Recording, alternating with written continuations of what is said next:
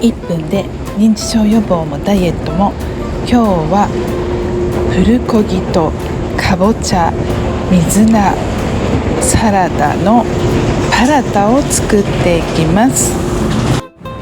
まずね、牛肉にみりんと焼肉のタレを入れてつけます。そしてかぼちゃをねレンチンして、そして水菜切って、そんな感じです。あとはね、マヨネーズと砂糖を加えてサラダにしたらもう出来上がりという簡単なものになります。よかったら作ってみてください。